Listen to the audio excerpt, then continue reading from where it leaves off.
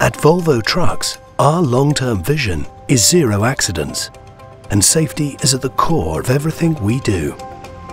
Even when a truck has stopped, safety is still important.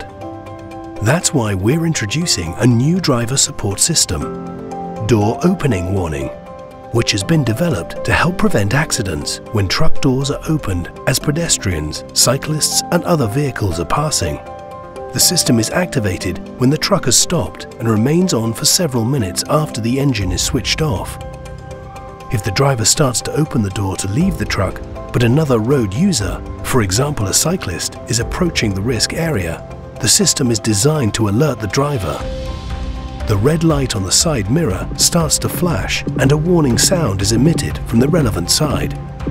The driver can then let the cyclist pass before opening the door.